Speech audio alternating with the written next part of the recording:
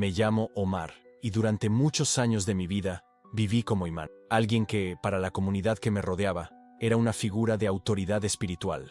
Un hombre considerado recto, sabio y profundamente conectado con Dios. Asumí la responsabilidad de guiar a cientos de personas en la fe islámica y me dediqué por completo a esta misión. Para muchos, fui un modelo a seguir. Para mi familia y mis correligionarios, un líder firme y respetado. Desde muy joven, me sumergí en la religión con absoluta dedicación. A los 14 años, ya había memorizado el Corán completo, no por vanidad, sino porque creía que era la mejor manera de acercarme a Alá, el Dios que veneraba. Mi padre era un erudito de renombre, conocido por su profundo conocimiento y su equilibrada interpretación de las Escrituras.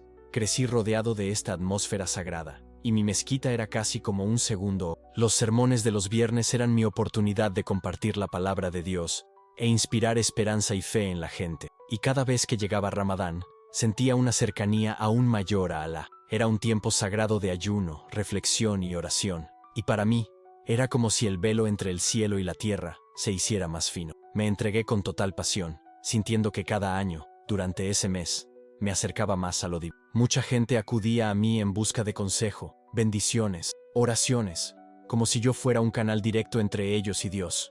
Depositaban una profunda confianza en mí, viéndolo como un hombre de Dios, un faro en la oscuridad, alguien que podía ayudarlos a navegar las dificultades de la vida con la fe como brújula. Pero lo que nadie sabía, lo que no tuve el valor de revelar, era que, por dentro, me estaba muriendo, no físicamente, sino espiritualmente. Sentía una angustia silenciosa que me corroía, una duda que crecía con cada día que pasaba. Muchas noches, después de las oraciones, me sentaba solo en la mezquita, mirando las páginas abiertas del Corán, tratando de descubrir si realmente entendía las palabras o si simplemente estaba recitando algo que había memorizado, sin sentir realmente lo que significaban. Había mañanas en las que dirigía oraciones, guiando a la gente en cánticos y rituales sagrados, y al mismo tiempo, en lo más profundo de mi corazón, dudaba de si realmente creía lo que decía. Era un conflicto interno que ocultaba muy bien. ¿Cómo podía abrir la boca y expresar estas dudas cuando todo mi mundo, mi familia, mi reputación, mi identidad, se basaba en la fe en el Islam? Cuestionarlo era como destrozar los cimientos de mi propia vida. Sentía un miedo paralizante, miedo a perderlo todo, mi comunidad, mis amigos, mi esencia misma. Y sin embargo, las preguntas seguían invadiendo mi mente, sin pedir permiso. ¿Por qué algunos versículos hablaban de paz y misericordia, y otros ordenaban violencia y conquista? Si el Corán es perfecto, ¿por qué tantos eruditos, a lo largo de los siglos, tuvieron opiniones tan diferentes sobre su significado? ¿Cómo podía algo que afirma ser la palabra definitiva de Dios generar tantas interpretaciones divergentes? ¿Y por qué, en el fondo, sentía más miedo que amor al pensar en Alá? Una noche, después de dirigir la oración del Magrib, esa oración vespertina que apacigua el corazón, un joven se me acercó. Parecía nervioso, inquieto. Sus ojos me escrutaron como si buscara una verdad que nadie más se atrevía a decir. Habló en voz baja, casi en un susurro. «Sheikh, ¿puedo hacerle una pregunta?» Asentí, curioso y un poco aprensivo. Dudó, se armó de valor y dijo: «Si Alá es justo, ¿por qué ordena cosas que nos parecen injustas?» Esas palabras me impactaron como una ola inesperada. Por un instante, me quedé completamente paralizado. Deseaba desesperadamente una respuesta clara, un versículo, un hadiz, algo que pudiera explicar y acallar sus dudas, pero no se me ocurría nada. Así que forcé una sonrisa educada. Le aconsejé que siguiera estudiando, que la respuesta llegaría con el tiempo, y observé al joven alejarse, aunque sus ojos aún buscaban un rayo de esperanza. Me quedé allí, solo, bajo la tenue luz de la mezquita que parpadeaba con el viento. Regresé a casa con esa pregunta rondándome la cabeza, sintiendo un vacío que nunca antes había experimentado. Me senté en el suelo junto a mi tapete de oración y abrí el Corán, no para enseñar, no para recitar como siempre hacía sino para mí. Por primera vez, leí no con convicción, sino con... Y fue entonces cuando mis ojos se posaron en 3 versículos que parecían contradecir todo lo que revelaban una tensión, un conflicto que nunca había visto con tanta claridad. No encontraba una respuesta que uniera esas contradicciones.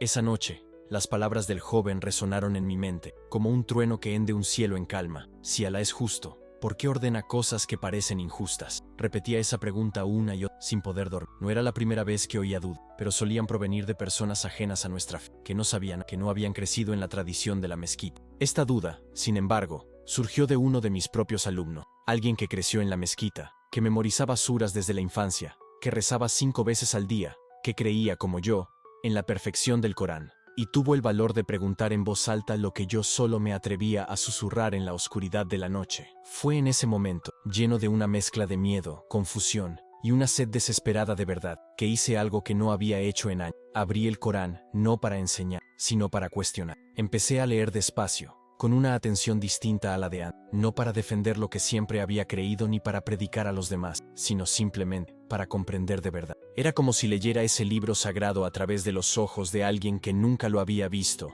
intentando comprender el verdadero significado de esas palabras. Y fue en ese momento que vi algo que había leído decenas de veces, pero que nunca había comprendido del todo. Era el versículo 256 de la Sura Al-Baqarah, un pasaje que siempre había sido un faro para mí. No hay coacción en la religión. Estas palabras sonaban como un bálsamo, apacible y hermoso, y se citaban a menudo para demostrar la tolerancia del Islam, abierto a la elección y a la libertad espiritual. Pero entonces, al pasar la página, todo cambió. Allí estaba la Sura At-Taubah, versículo 5. Entonces, cuando pasen los meses sagrados, matad a los idólatras donde quiera que los encontréis, hacedlos prisioneros, sitiadlos, y acechad en cualquier emboscada. Sentí un nudo en el estómago, y la angustia empezó a crecer en mí. ¿Cómo podía el mismo libro contener dos enseñanzas tan contradictorias? Por un lado, una clara afirmación de que no hay coacción en la. Por otro, un mandato explícito de combatir y matar a quienes rechazan la creencia. ¿Cómo conciliar estos mensajes opuestos? La confusión me llevó a hojear el Corán aún más, intentando comprender si había algún contexto que no hubiera notado antes, algún detalle que pudiera explicar esta discrepancia. Pero cuanto más leía, más crecían mis dudas. Recordé los hadices, los relatos de la vida del profeta Mahoma, que había aceptado sin cuestionarlos durante tanto tiempo. Uno de ellos decía que el profeta declaró: «He vencido mediante el terror». Otro, aún más contundente, decía: «Quien cambie de religión, mátenlo». Estas palabras, que antes había interpretado como naturales, ahora sonaban duras, implacables, aterradoras. Cerré el libro con manos temblorosas, sintiendo por primera vez un miedo. No era miedo porque creyera que el malvado, sino porque me di cuenta de algo mucho más terrible. Había dedicado toda mi vida a defender y enseñar algo que en realidad no entendía. Y esto me llevó a una pregunta aún más profunda y perturbadora. Si estaba equivocado en esto, en los mandamientos y enseñanzas del Corán, ¿en qué más podría estar equivocado? En Alá, en el profeta, en el cielo y el infierno. Me senté en silencio, mirando la pared, intentando asimilar el peso aplastante de este descubrimiento. Era como si una fina arena me hubiera empezado a asfixiar poco a poco, como si me hundiera en un mar que antes creía. Yo, que siempre me había sentido seguro y fuerte en mi fe y mi misión, ahora me sentía perdido, vulnerable, expuesto. Lo peor era que no podía compartir esta angustia con nadie, ni con mi esposa, ni con mi padre, ni con mi mejor amigo. Revelar estas dudas equivaldría a traicionar su confianza, a confesar una traición a mi propia identidad. En nuestro mundo, expresar tales dudas era prácticamente una sentencia de muerte espiritual y social. Me llamarían hereje, proxeneta, palabras que, para nosotros, tienen mucho más peso que cualquier otro insulto. Pero por mucho que intentara cerrar los ojos a estas preocupaciones, no me dejaban en paz. Era como si, una vez abierta esa puerta, ya no pudiera volver a cerrarse. Por mucho que anhelara volver a ser yo mismo, creer sin dudar, predicar sin miedo, confiar sin cuestionar, no podía. Así que seguí leyendo, noche tras noche. Me sentaba solo en mi estudio, rodeado de montones de libros en los que una vez había confiado ciegamente. Colecciones de hadices, relatos históricos, interpretaciones antiguas y modernas. Los devoré todos, intentando encontrar respuestas claras a preguntas que nunca habían sido respondidas para mí. Y fue entonces cuando me topé de nuevo con esos 3 versículos, 3 contradicciones que parecían querer destruir todo lo que creía saber. Primero, el versículo con el que me había topado la noche anterior, el tan citado: «No hay compulsión en la religión», una promesa de paz y libertad que siempre recitaba para calmar los corazones afligidos. Pero poco después, el versículo que me hizo cuestionarlo todo. Entonces, cuando pasen los meses sagrados, matad a los idólatras donde quiera que los encontréis. Se me revolvió el estómago una vez más. ¿Cómo podía un solo libro enseñar simultáneamente que no hay compulsión en la fe, y al mismo tiempo, ordenar una guerra violenta contra quienes rechazan la creencia? Pasé las páginas una y otra vez, buscando contexto, una explicación que tuviera sentido, que pudiera reconciliar esa aparente inconsistencia, pero no encontré nada que disipara la duda. Quizás estos pasajes se aplicaban solo a un contexto histórico muy específico, pensé. Quizás esas órdenes eran para tiempos de guerra, para situaciones que no podía comprender del todo sin conocer los detalles de ese periodo. Pero por mucho que buscara explicaciones, ninguna me satisfacía del todo. Parecía que con cada intento de encontrar el significado, me hundía más en contradicciones y dudas. Entonces me encontré con un tercer verso, uno que había recitado innumerables veces durante mis sermones, algo que consideré un principio fundamental y reconfortante. Era un llamado a la responsabilidad personal, a la transformación interior. Alá no cambia la condición de un pueblo hasta que éste mismo cambie su interior. Sura Ar-Ra'd, verso 11. Esta frase sonaba noble, casi como un llamado a la superación personal. Un recordatorio de que somos, en parte, responsables de los cambios que deseamos en nuestras vidas y en la sociedad. Pero de repente, me vino a la mente otro pasaje que ensombreció desconcertantemente esta idea. Alá ha sellado sus corazones y sus oídos, y un velo cubre sus ojos. Sura Al-Baqara, versículo 7. Parecía una contradicción flagrante. Si Alá es quien sella los corazones y las mentes, ¿cómo podría la gente cambiar realmente su interior? ¿Cómo podría ejercer su libre albedrío y transformar su vida si sus sentidos y sentimientos estuvieran sellados por una voluntad divina? Esta duda o teníamos la libertad de elegir, o todo estaba predestinado por Alá. Y si Él ya había decidido quién iría al paraíso y quién al infierno, ¿qué valor tendrían nuestras decisiones, nuestras oraciones, nuestros esfuerzos? Esta inquietud me hizo cerrar el Corán con la sensación de estar pisando arenas movedizas. Ya no pisaba tierra firme, ni la verdad inquebrantable en la que siempre había creído, sino un terreno inestable, lleno de incertidumbre. Miré a mi alrededor en mi oficina. Las estanterías repletas de libros islámicos que había estudiado durante décadas, la alfombra de oración cuidadosamente doblada en un rincón, el calendario de la mezquita colgado en la pared, que marcaba los días festivos y las festividades religiosas. Este solía ser mi santuario, el espacio donde me sentía en paz y conectado con Dios. Pero ahora, se sentía más como una tumba, un espacio frío y silencioso, donde mi fe había muerto lentamente. Había dedicado décadas de mi vida a esas enseñanzas. Había dirigido innumerables oraciones, enseñado a estudiantes, guiado a familias en momentos de crisis, ofrecido consuelo a los afligidos y esperanza a los desesperados. ¿Y ahora? Ahora ya no sabía si creía en nada de eso. Me puse de pie lentamente, sintiendo el peso de mi angustia. Caminé hacia la ventana y miré hacia la oscuridad de la noche. Las luces de la ciudad brillaban como estrellas lejanas, dispersas por el horizonte. En algún lugar, la gente ayunaba, rezaba, recitaba los versos sagrados que me sabía de memoria desde la infancia. Pero no podía unirme a ellos porque, por primera vez, no sabía en qué creía. Y lo que era aún más aterrador, ya no sabía quién era sin esta fe, que durante tanto tiempo había sido mi identidad. Esa noche, no pude conciliar el sueño. Las palabras y los versículos del Corán ardían en mi mente como brasas. ¿Cómo podía un mismo libro transmitir mensajes tan opuestos? ¿Cómo podía prometer misericordia, al mismo tiempo, imponer la violencia? ¿Cómo podía hablar de libre albedrío y, poco después, sellar corazones? Había pasado años defendiendo estas palabras, enseñándolas, viviendo y muriendo según ellas, sin cuestionarlas jamás.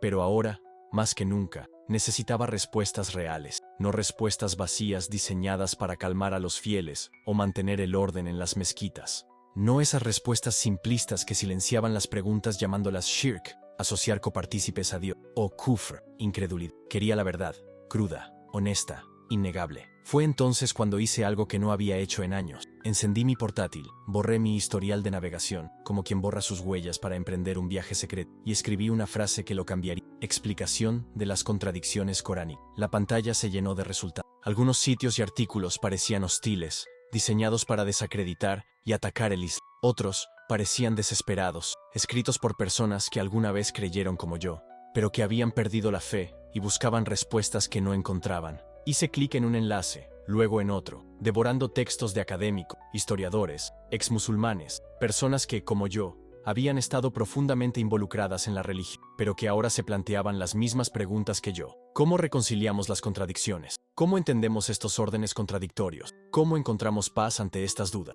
Pero la búsqueda no terminó ahí. Quería profundizar aún más, incluso más. Quería saber la verdad sobre el hombre al que había dedicado toda mi vida. Mahoma. No la versión idealizada que aprendí en la mezquita, ese ejemplo perfecto e infalible, sino la biografía completa y real, con todas sus sombras. Quería comprender al hombre tras la leyenda, sus batallas, sus decisiones, sus elecciones, incluso las más difíciles y controvertidas. Así que comencé a leer relatos de la batalla de Badr, una guerra decisiva en la historia del Islam, llena de estrategia, sacrificio y violencia. Leí sobre la muerte de Jadilla, la amada esposa del profeta, y las tensiones que surgieron tras su pérdida. Analicé relatos que mencionaban guerras, alianzas, controversias sobre la poligamia, venganzas e incluso ejecuciones. Todo esto me confrontó directamente, ya que no era el retrato que esperaba del modelo perfecto que debía seguir. Y fue en ese momento que una nueva realidad comenzó a surgir ante mis ojos. Una realidad que cambiaría para siempre el curso de mi vida. Al sumergirme en la búsqueda de respuestas, descubrí relatos que me conmovieron profundamente. Leí sobre Aisha, la joven esposa del profeta Mahoma, y su verdadera edad cuando se casaron, algo que nunca había cuestionado ni estudiado con tanta atención hasta entonces. La revelación de esa realidad me impactó. Era mucho más joven de lo que imaginaba, y me planteó muchas preguntas difíciles. Era un detalle que siempre había aceptado como parte de la historia sagrada, pero ahora, ante mis ojos, parecía tener un significado diferente. Seguí leyendo y encontré relatos del ataque a la tribu Banu Qurayza, un suceso violento y sombrío, lleno de traiciones y ejecuciones ordenadas al amparo de la oscuridad. Eran historias de guerra y venganza, muy alejadas de la imagen pacífica y justa que tenía de mi profeta. También aprendí sobre el envenenamiento de Salmán el Persa, un hombre que se convirtió al Islam y fue un miembro importante de la comunidad, pero que sufrió una muerte lenta y dolorosa, algo que, hasta entonces, no había formado parte de los relatos de asesinatos sigilosos, órdenes de eliminar enemigos por la noche y planes silenciosos y crueles, me hicieron un nudo en la garganta. Me preguntaba cómo era posible que todo esto formara parte de la historia que tanto admiraba, enseñaba y defendía con tanto fervor. Cerré mi portátil, con las manos temblorosas y el corazón acelerado. Me senté en la oscuridad y el silencio de mi oficina, intentando procesarlo todo. La sensación era aterradora. Me di cuenta de que toda mi vida se había construido sobre unos cimientos que nunca había examinado en profundidad, y ahora, cuando por fin los miraba, empezaba a desmoronarse, a derrumbarse bajo mis pies. Me levanté lentamente y me acerqué a la ventana. La ciudad estaba tranquila afuera, envuelta en una paz que contrastaba con la tormenta que sentía dentro. En algún lugar, el reloj de una mezquita dio la medianoche, marcando el final de otro día sagrado. Siempre me ha encantado esta hora de la noche, cuando el mundo parece detenerse, cuando me siento más cerca de Alá, más conectado con lo divino. Pero esa noche no había consuelo. No me sentía cerca de Dios, me sentía solo, perdido, aterrorizado por lo que pensaba y por las preguntas sin respuesta. Tenía miedo de lo que podría descubrir si continuaba, miedo del vacío que la duda crearía en mí,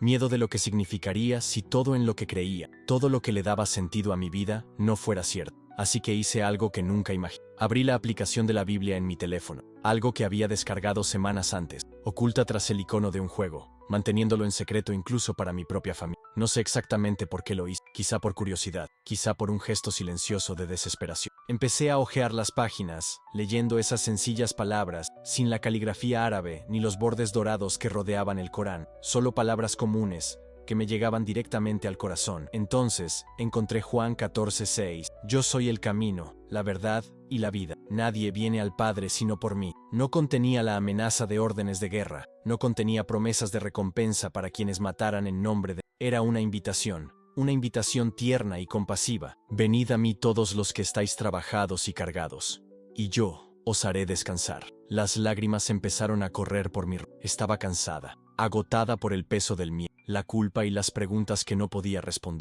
Por primera vez, susurré una oración que nunca pensé que saldría de mi boca. Jesús, si eres real, muéstrame la verdad. Y lo hizo, mucho más allá de lo que podría haber imaginado. Después de ese momento, Jesús nunca abandonó mi mente. Ese nombre, que antes pronunciaba con miedo, desprecio o desconfianza, ahora sonaba sagrado en mis labios. Hice algo que jamás imaginé. Abrí de nuevo la aplicación de la Biblia, no solo para leer, sino para buscar más sobre él. Escribí Juan 14:6 de nuevo, y lo leí una y otra vez, dejando que esas palabras calaran hondo en mi ser. Seguí explorando los evangelios. Leí sobre Jesús sanando a los ciegos, tocando a los leprosos, perdonando a la mujer adúltera, sentándose a comer con los pecadores, acogiendo a los marginados. No había condenación, solo gracia. No había órdenes de luchar ni de matar, sino un amor incondicional y una paz que nunca antes había sentido. Estas lecturas empezaron a derrumbar algo dentro de un muro que había construido durante años. Y por primera vez, sentí que quizás existía un camino diferente, un camino de amor, paz y esperanza que nunca había conocido, pero que mi corazón anhelaba encontrar. Y entonces, una de esas noches en que buscaba respuestas en la vida, encontré algo que me abrumó por completo. Jesús dijo: amen a sus enemigos, bendigan a quienes los maldicen, Hagan el bien a quienes los odian y oren por quienes los ultrajan y los persiguen. Mateo 5:44. En ese momento, cerré los ojos, intentando asimilar el peso de ese mensaje. Toda mi vida había enseñado exactamente lo contrario. Había animado a la gente a luchar, a defenderse con fuerza, a no ceder ante sus enemigos. Era la mentalidad que había llevado desde la infancia, reforzada en sermones, conversaciones y oraciones.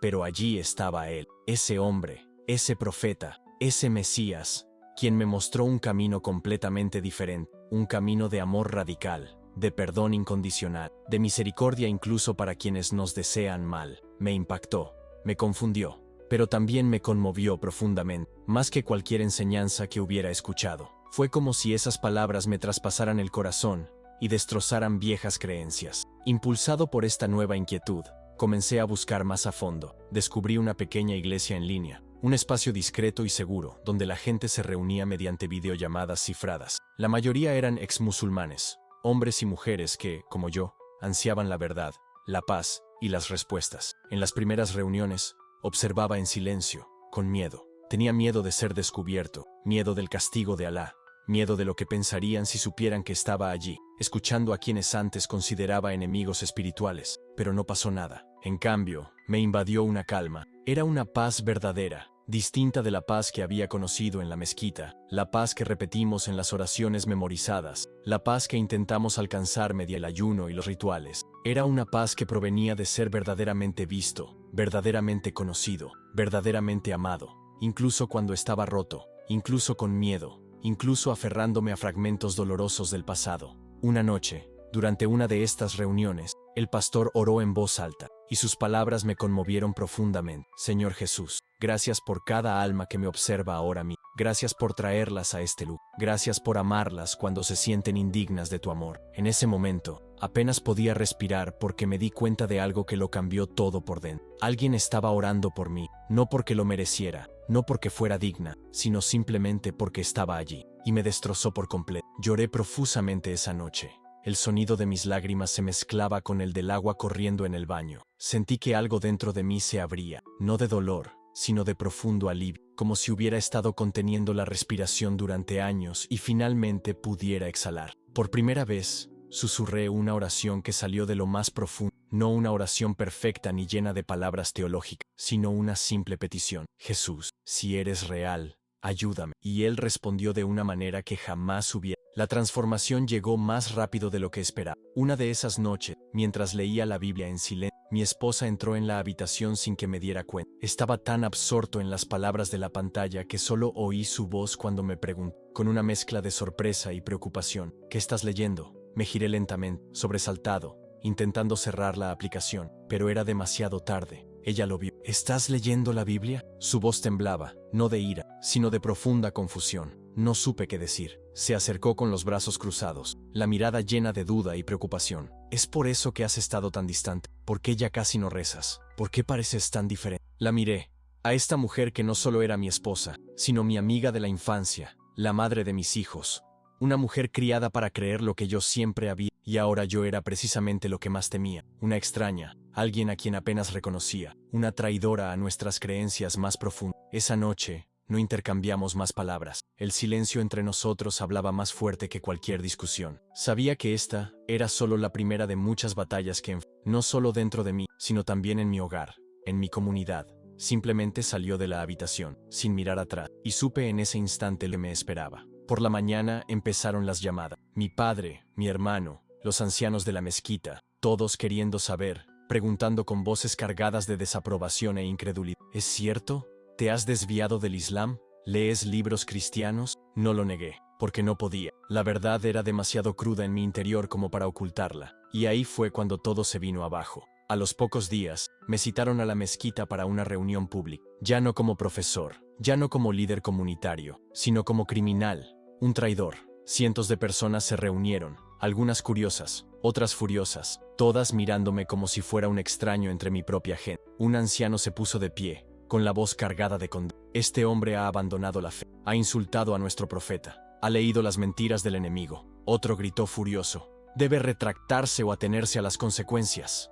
El murmullo de la multitud se convirtió en un coro de reproches. Me quedé allí, inmóvil, con el corazón martilleándome en el pecho, las manos temblando, sin saber si era más miedo o tristeza lo que me dominaba. Pensé en escaparme, en disculparme, en fingir que todo había sido un malentendido. Pero entonces recordé el sueño, el campo de flores blancas, Jesús de pie ante mí, con los brazos abiertos, susurrando, vengan a mí todos los que están cansados y yo les daré descanso. Levanté la cabeza, respiré hondo, y dije en voz alta y con firmeza, he encontrado la verdad en Jesucristo. Lo que vino después fue caos. Se oyeron gritos por toda la sala, se arrastraron sillas, algo voló por los aires, me sacaron a rastras, intentaron silenciarme, me escupieron en la cara, los puños cerrados amenazadoramente, casi golpeándome. Pero entre la multitud, alguien me agarró del brazo y susurró, vete, no vuelvas jamás. Me fui. Regresé a casa con el peso del rechazo aplastándome el pecho. Empaqué lo poco que pude llevar, les di un beso silencioso a mis hijos dormidos, mientras mi esposa evitaba mi mirada, sin decir nada. En ese momento comprendí que tal vez nunca volvería a verlos. Aún así porque por primera vez en mi vida era libre. Aunque me costó todo, mi casa, mi familia, mi comunidad. Sabía que no había vuelta atrás. Después de aquel día en la mezquita, me convertí en un fugitivo en mi propia tierra. Mi nombre ya no se pronunciaba con respeto, sino con desprecio. Antiguos alumnos miraban hacia otro lado. Viejos amigos cruzaban la calle para evitar mi paso. Un joven al que había guiado desde niño escupió al suelo al verme pasar. Y luego vinieron las amenazas. Al principio, silencioso, casi sutil, una llamada de mi hermano, susurrándome que no deshonrara un mensaje de un anciano, diciéndome que aún tenía tiempo de regresar, de arrepentirme, pero sabía que no había vuelta atrás.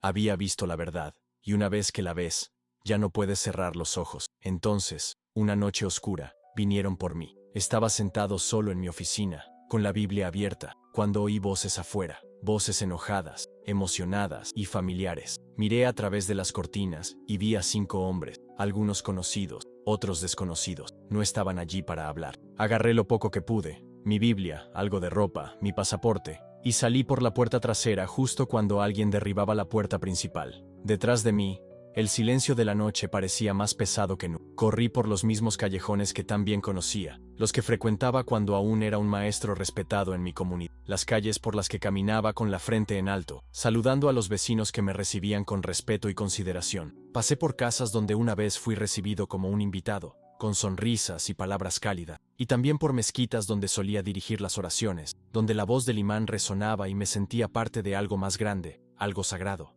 Pero ahora, en esa noche fría y oscura, no era nada de eso. No era más que un traidor, un renegado a los ojos quienes una vez me admiraron, un proxeneta, un traidor, un blanco marcado. La sensación de ser perseguido me pesaba en el pecho como cada sombra parecía esconder un enemigo, cada sonido una amenaza. Sabía que me buscaban, que seguían mis pasos, que mi libertad pendía de un hilo. Finalmente, llegué al escondite justo antes del amanecer. Era un apartamento pequeño y modesto, situado encima de un taller mecánico. Este taller era más de lo que parecía, un refugio clandestino gestionado por una red de cristianos que lo arriesgaron todo para ayudar a personas como yo, que huían de sus vidas pasadas en busca de esperanza. Me ofrecieron lo que más necesitaba en ese momento: comida, agua potable, un lugar seguro donde descansar y, sobre todo, protección. Pero incluso con las puertas y ventanas cerradas, la paz era frágil. La noticia de mi fuga se extendió demasiado rápido. Mi rostro apareció en publicaciones de redes sociales, se compartió en grupos cerrados y se usó para perseguir. Mi nombre estaba en una lista negra, se buscaba por apostasía, y había una recompensa para quien informara de mi paradero. Con cada notificación en mi teléfono, mi corazón se aceleraba y el miedo me apretaba la garganta. Recuerdo claramente una noche en vela, mirando al techo en silencio,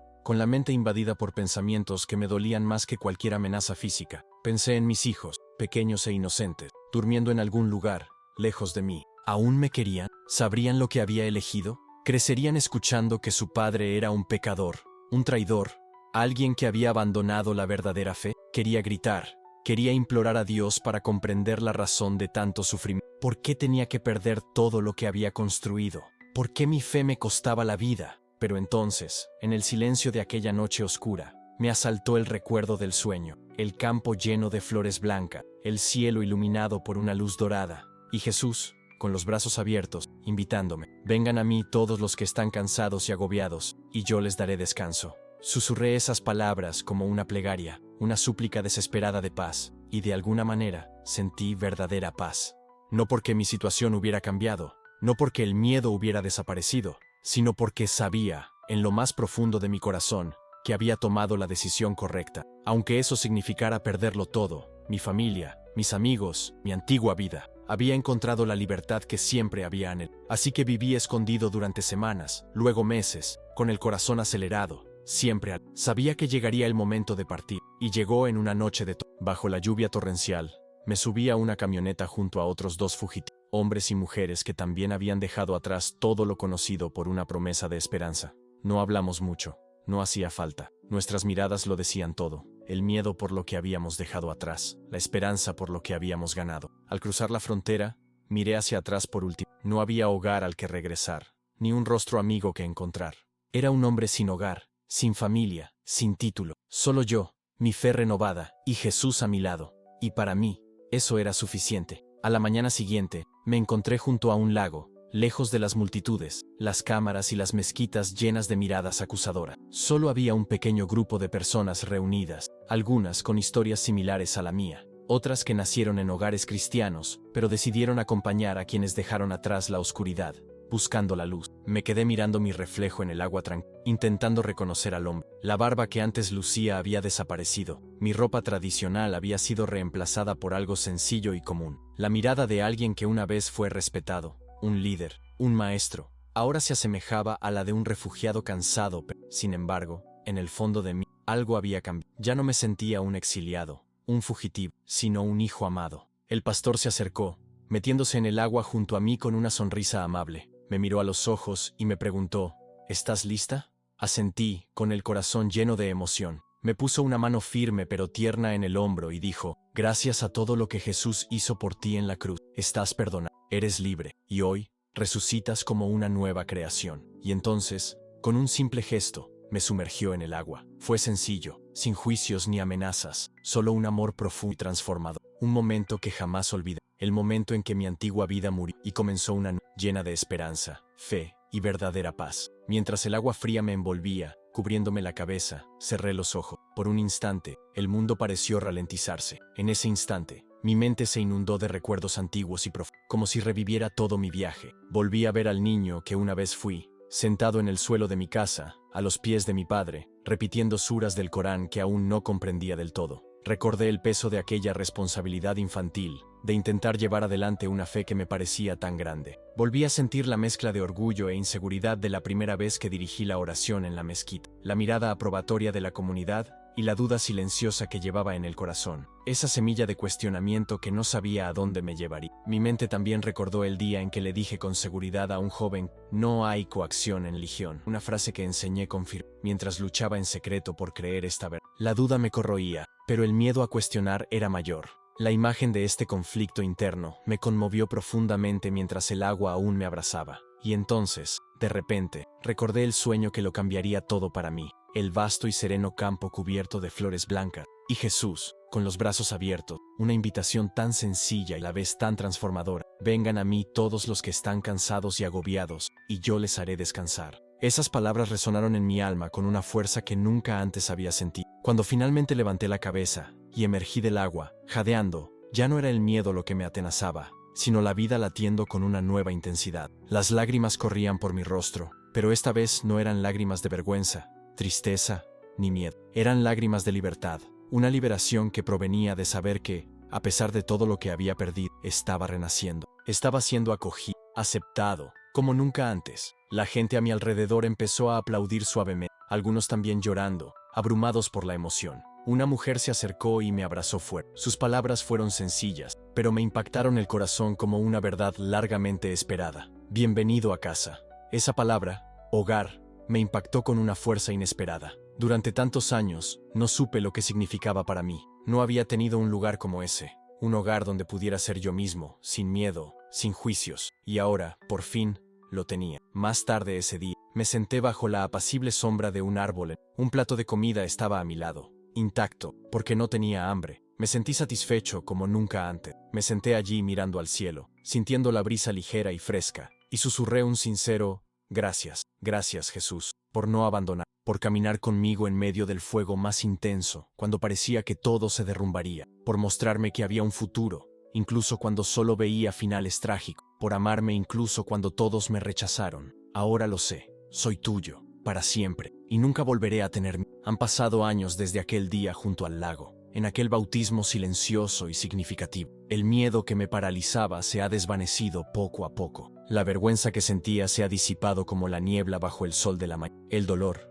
sí, todavía llama a la puerta a veces, un eco lejano de las cicatrices del pasado, pero ya no me domina. Hoy vivo una vida definida no por lo que dejé atrás, sino por lo que he encontrado, verdadera paz y esperanza en Cristo. No es la confianza vacía ni el orgullo arrogante lo que me mueve ahora, es la profunda certeza de que Dios me ama, un amor tan grande e incondicional que transforma incluso los corazones más destrozados. Recuerdo claramente una tarde, poco después de mi bautismo, cuando me senté a hablar con un hombre mayor de la iglesia. Se llamaba Thomas, un hombre que había dedicado años de su vida a ministrar a quienes provenían de un entorno musulmán, imanes, eruditos, líderes, todos buscando una nueva vida en Cristo. Me miró con ternura y me dijo algo que nunca borré de mi mente: no estás aquí solo para sanar, estás aquí para ayudar a sanar a otro. En ese momento, pensé que se equivocaba. ¿Qué podía ofrecer? Todavía estaba aprendiendo a vivir sin miedo, a abrir la Biblia sin culpa, a hablar de mi fe sin temor a las consecuencias. Era una aprendiz, un alma frágil que intentaba encontrar su camino. Pero Dios comenzó a usar mi historia de maneras que jamás imaginé. En una pequeña reunión con otros creyentes de origen musulmán, algunos recién convertidos, otros aún llenos de dudas, compartí mi testimonio por primera vez. Cada palabra era como un puente que conectaba corazones rotos y buscaba respuestas. Al terminar, un hombre se acercó con los ojos llenos de lágrimas y dijo en voz baja: pensé que era él. Ese momento, cuando ese hombre, con los ojos llenos de lágrimas, susurró esas palabras, cambió algo muy profundo en... Fue como si se hubiera encendido una luz en una habitación oscura, iluminando no solo su rostro, sino también algo dentro de mi corazón. Por primera vez, comprendí que mi dolor no había sido en vano. Cada lágrima silenciosa que derramé en esa casa, cada oración susurrada en la oscuridad, cada noche solitaria que me escondí tras las páginas, no fue en vano. Todo el sufrimiento, las dudas y el miedo tenían un propósito: prepararme para ayudar a otra alma perdida a encontrar esperanza, como yo. Hoy, Dios me ha confiado una misión que jamás imaginé. Dirijo un pequeño ministerio dedicado a hombres que, como yo, nacieron y crecieron en el Islam, pero que ahora descubren la vida en Cristo. Es una tarea delicada, porque muchos aún viven en las sombras del miedo y el rechazo. Nos reunimos en lugares seguros, a veces en hogares discretos, otras veces en reuniones virtuales seguras, siempre con un único propósito: amor, comprensión y aceptación. En estas reuniones, compartimos historias, hablamos de las Escrituras, hablamos de la gracia de Jesús y del poder de la sanación interior. Y más aún, lloramos juntos cuando el dolor aflora, reímos juntos cuando renace la esperanza, y aprendemos juntos lo que significa ser verdaderamente libre. Es un proceso lento, lleno de pequeños pasos, pero cada uno es una victoria. Más allá de estas reuniones íntimas, me invitan a hablar en iglesias, conferencias e incluso en línea, donde puedo llegar a quienes aún están atrapados en el silencio. Cada vez que abro mi corazón, doy voz a quienes aún no tienen el coraje de... Y les digo lo que nadie me ha dicho antes: no tienes que vivir con miedo, no tienes que fingir que todo está bien. Hay un Dios que te ve, que te conoce profundamente, que te ama incondicionalmente, y este mismo Dios dio su vida para que pudieras vivir una vida plena y verdadera. Y cada vez que comparto esto, siento que la alegría de Dios me desborda, porque sé lo que es estar en la oscuridad, sé lo que es sentir el peso del miedo, el rechazo y la vergüenza, pero sobre todo, sé lo que es ver la luz de Cristo que ilumina incluso los corazones más oscuros. Cuando miro los rostros de los hombres que asisten a nuestras reuniones, veo mi propio reflejo en ello. Veo las preguntas silenciosas que llevan, la pesada carga que parece impedirles simplemente respirar. Veo el miedo que, como una segunda piel, los envuelve y los paraliza. Y les digo, con toda la convicción de mi corazón, lo que yo mismo necesitaba escuchar al comienzo de este camino: Jesús es real, su amor es más profundo que la vergüenza que sientes. Su gracia es más fuerte que el pasado que crees que nunca podrás superar. Y te digo, si das un solo paso hacia Él, Él estará ahí para encontrarte, aunque cueste todo, aunque parezca el fin del mundo. Porque yo lo di ese paso, y nunca he mirado atrás. Así que si me estás escuchando, si estás leyendo estas palabras ahora mismo, y todavía estás atrapado en este mundo de miedo y silencio, todavía ocultando las preguntas que arden en tu corazón, todavía con miedo de lo que podría pasar si decides irte, por favor escucha lo que tengo que decirte: no estás solo. Tu dolor no pasa desapercibido. Tus dudas, tus preguntas, no son pecado. son parte del camino hacia la verdad. Y Jesús ya te está tendiendo la mano ahora mismo. Acércate a Él tal como estás, destrozado, asustado, cansado, lleno de dudas. Él te dará descanso. Descanso para tu corazón, descanso para tu alma. Y sobre todo, un hogar que quizá nunca hayas conocido, pero que te espera, abierto, con los brazos abiertos, tal como Él prometió.